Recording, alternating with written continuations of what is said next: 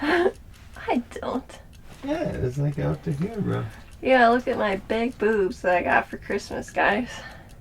They look so nice. Hello, guys. Happy holidays. Happy New Year. Happy new beginnings. Happy New Year. I have Austin with me today. This is the first time he's been on this podcast show, and we'll see how it I'm goes. excited to be here. Yeah. Excited to be on the camera. He is a big part of Adventures Across, even though it doesn't seem like it at times because he's never in the videos or the podcast, but he's the one that comes with me everywhere that we go, and we get all the ideas to travel and to live this tiny life in our camper. So I'm just not as good on camera. Yeah. Yet. Yeah, and it's something that we're going to work on, and that's okay. But we were going to start with something simple and tell you guys about our trip that we just took to White Sands National Park in New Mexico. And it was kind of an unexpected trip. Usually at the end of the year, we take off some time from work, and Austin planned the entire trip pretty much. I just came along for the ride. Yeah, I did all the driving and everything was great. Yeah, it was the first time we went to New Mexico and nothing bad happened, which is a miracle, really. It truly is a miracle.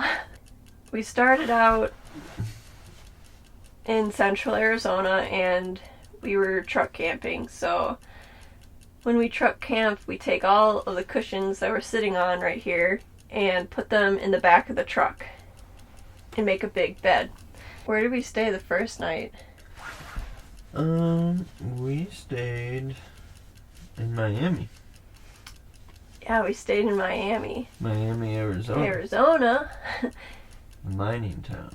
We didn't stay very long. We just stayed overnight at this place called Oak Flats. It's a... Yeah, and we went to Theodore Roosevelt Dam. Oh, I forgot about that. Roosevelt Lake. That was cool. It was this big blue lake in the middle of the desert. So we pulled into the Oak Flats campground and it looked a little janky. But the further we pulled in, the safer we felt, so we decided to stay there. Ended up being a nice place to stay for the night.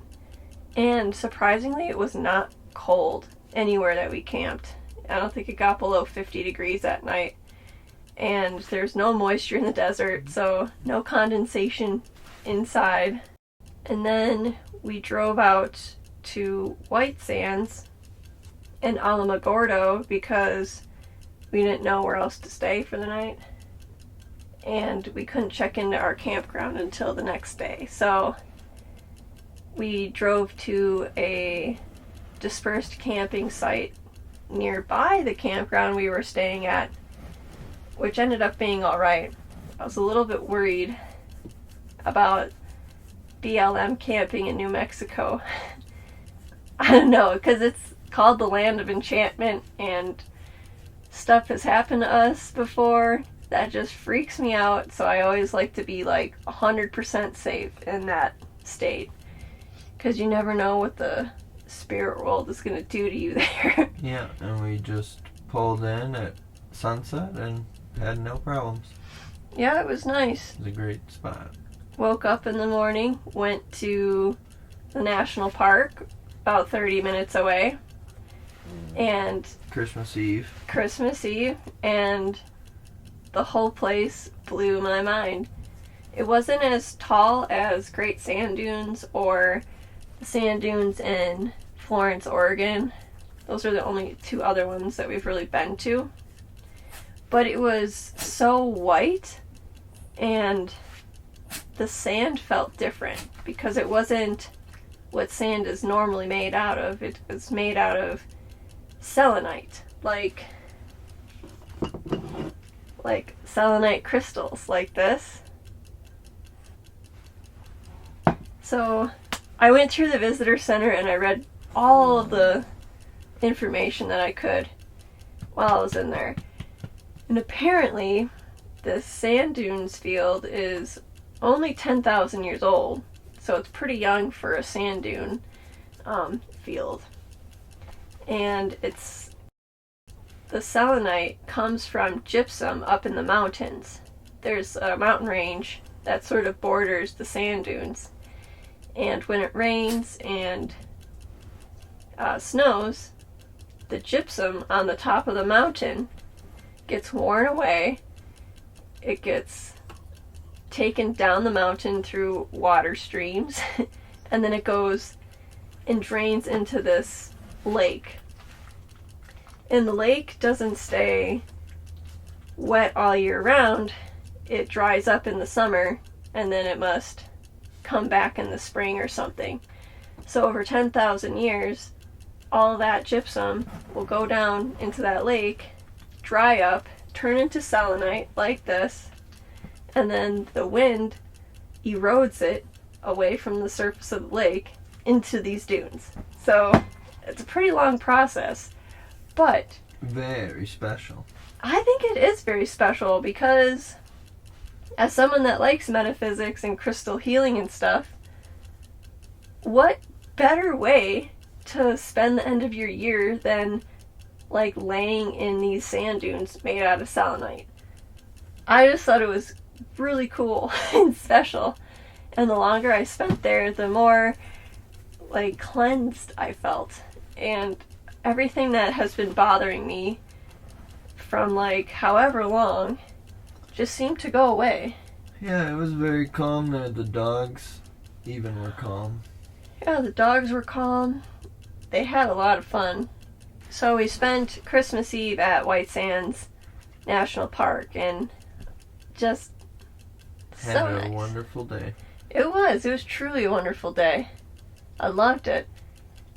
So relaxing, and it was exactly what we needed because we get so, from our job that we created, window cleaning, we have a lot of people that talk to us all the time. But even outside of that, with how our lifestyles as people are these days, how we're always on our phones doing something, our brains are just like fried. My brain has been fried. So we did that on Christmas Eve. We were trying to go on Christmas Day, but the national parks are all closed.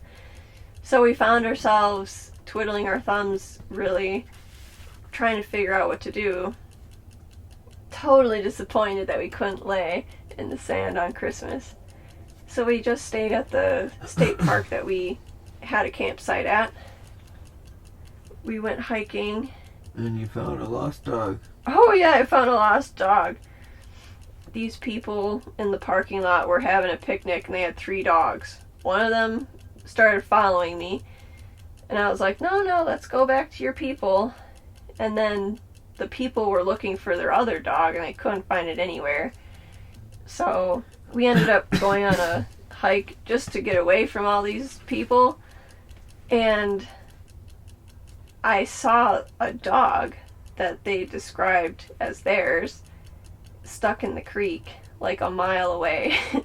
So I ended up pulling it, well, just watching it really because it wanted to bite me until the owner came and picked it up out of the lake. But that was interesting. Mm-hmm. And then didn't you saved someone's day too? Oh yeah, somebody locked their keys in their car at night On Christmas Eve. on Christmas Eve, and I let them use my phone to call a locksmith, and they got their keys. And then they went home. So We saved the day twice. at the same campground. Mm-hmm. We had a fine time there. We ended up just sitting at our campsite and I tried painting all day. The scenery. I'm no realistic landscape artist, so it was whatever, but went to bed at like 6:30 and woke up the next day and went back to White Sands Mm-hmm. and did the same thing we did on Christmas Eve and just sat around in the sand. So it felt so good. And then we saw a camel. Yeah, we saw a camel. somebody was walking their camel in the park, which was very interesting. We were talking about something, and then I turn around and there's a camel there. And then we ended up driving home. White Sands was about 8.5 hours from where we live. So on the way there, we took a more southern road. I think it was Interstate 40 or 10. No, No? none of those. I thought it was. It was like 260 to 60 or something. Mm. We were on an interstate. We were on 188. Well, anyway, the way that we took home, we went up north a little bit and then sort of cut through more of western New Mexico that had pretty much no one in it. No towns. Or if there were towns, they were very small and definitely unincorporated. And we were gonna stop at Pie Town, but they were closed. Yeah, there's literally nothing to do No, nothing. anywhere. Nothing to do on the way home. So we just looked out the window, and I think that's what we needed the most of anyway. We were gonna camp in Pie Town, but then Pie Town was closed. So we had to drive another hour, and then we waited for pizza for 1 hour for 2 to-go pizzas. And then we actually got the pizzas for free because we waited so long. Mm-hmm. And then it was about 7:30 p.m., totally dark out. And then we went and found just a forest road to sleep on. And we were the only ones on it. Yeah, it was kind of scary. We pulled in, and I laughed hysterically, and I was like, yeah, right. We haven't done a lot of BLM camping the more recent years, so when you don't do this for a while, I think I get kind of scared because I hear all kinds of bad stories on the news, and you should never believe that stuff anyway.